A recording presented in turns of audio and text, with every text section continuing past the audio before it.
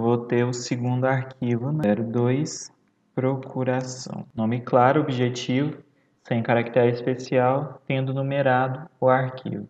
No caso aqui, como eu disse, para o TRT3, as petições são em PDF-A. Os demais arquivos não tem necessidade, podem ser em PDF. Então aqui eu vou salvar ele em PDF.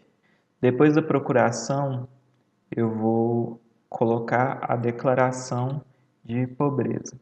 Clico no botão direito, opção imprimir para adiantar, PDF Creator, A4 e imprimir, salvar, 03, declaração, salvo. Depois eu vou colocar a carteira de trabalho, CTPS.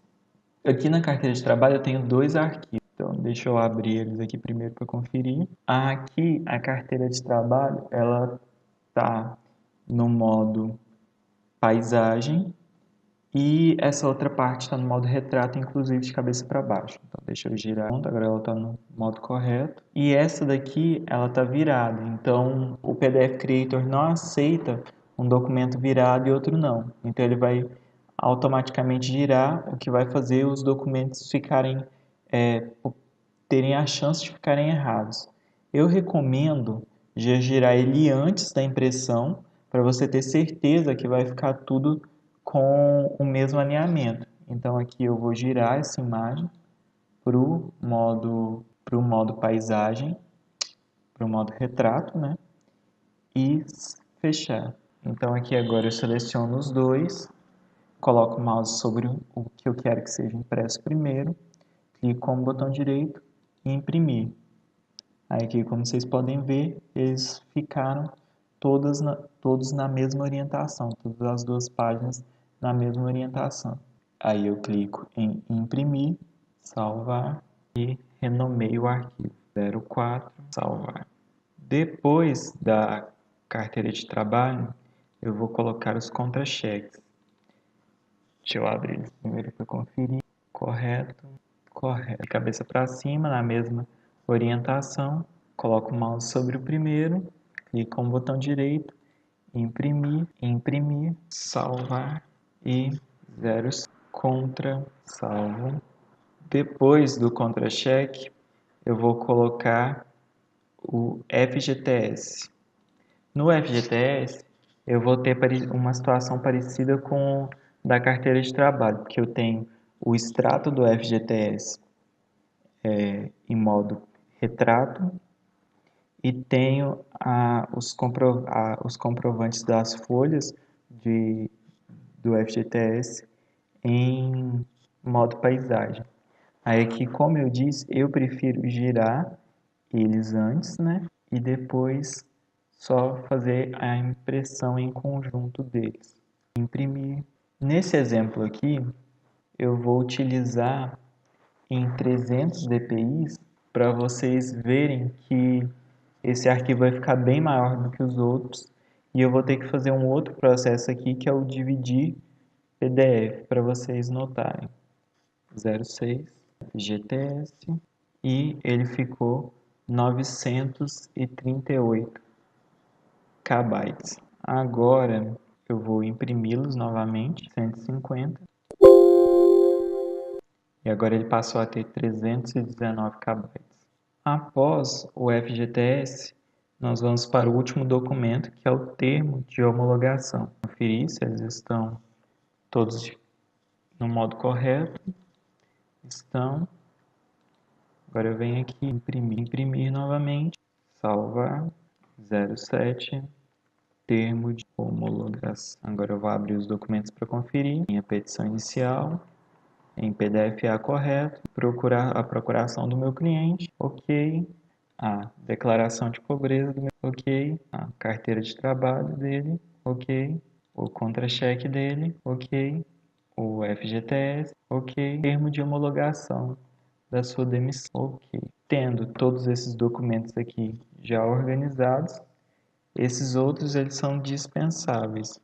Então eu posso clicar aqui e deletar eles caso eu queira. Deixa eu fechar aqui a petição inicial primeiro, né? Senão eu não posso. E essa agora é a pasta do nosso processo depois dele estar organizado, atendendo todas as requisições de tamanho, com a questão de tendo cuidado de selecionar o DPI em 150. Alguns documentos aqui, se selecionados a opção de 300 DPIs, por exemplo, eles passariam. Agora que a gente já fez o exemplo em si, esse daqui seria um exemplo perfeito de uma petição trabalhista para poder enviar no sistema do PJE. Eu vou mostrar para vocês só mais uma coisa em relação a nomear arquivos quando eles forem para arquivos que, por exemplo, ultrapassem o tamanho. Então, eu teria, por exemplo, um arquivo que ultrapassou 1.5 megas e eu teria que dividir ele em mais de um arquivo, que foi o processo que eu falei antes aqui, que a gente fez separadamente. Tinha lá um arquivo, então a gente pegou e dividiu as pastas dele. Aí eu vou fazer isso uma segunda vez, vou fazer isso uma segunda vez com os contra-cheques, só que dessa vez em 300 dpi, para vocês terem uma noção. Então aqui eu vou imprimi-los novamente, agora em 300 dpi. Vou cancelar porque eu coloquei o mouse sobre o terceiro e a ordem ficou incorreta. Então, relembrando para a questão da ordem, coloca o mouse sobre o primeiro, clica com o botão direito, imprimir, e aí vai ficar na ordem correta. Que dessa vez deu certo. 300 dpi, vou imprimir. Eu vou chamar porque eu vou ter. Como eu disse, aqui ele ficou com um tamanho que ultrapassa o limite. Ele ficou com 2.810 KB. E o limite do TRT3 é 1.500. Então eu vou ter que dividir esse arquivo aqui. Então eu vou vir aqui no Mozilla, vou abrir o Small PDF, opção dividir PDFs, vou escolher aqui o meu arquivo, contra-cheque, abrir, ele vai me dar aqui as páginas. Né? Como aqui eu vou dividir em dois, para ficar uma estrutura menor, eu vou dividir a primeira página primeiro, e depois a segunda e a terceira, porque a terceira página é menor. Primeiro, aqui essa página, baixar, download ok, vou vir aqui na minha pasta, clientes, Beltrano de tal, lembrando que no de vocês ele vai salvar diretamente na pasta downloads e não vai fazer igual aqui no meu, que vai perguntar onde que quer que salve, porque ele não vem por padrão assim, foi eu que configurei para ficar dessa forma. Mas, assim que eu terminar aqui, deixa eu colocar aqui o exemplo, 08, cheques 1 de 2. Essa questão aqui na frente, eu estou dizendo que esse documento aqui é a parte 1 de um documento que tem duas partes, através desse número aqui na frente. Isso daqui é necessário por quê? Porque eu vou ter dois arquivos com o mesmo nome, que vai ser aqui nesse exemplo, né, o 08 contra-cheque.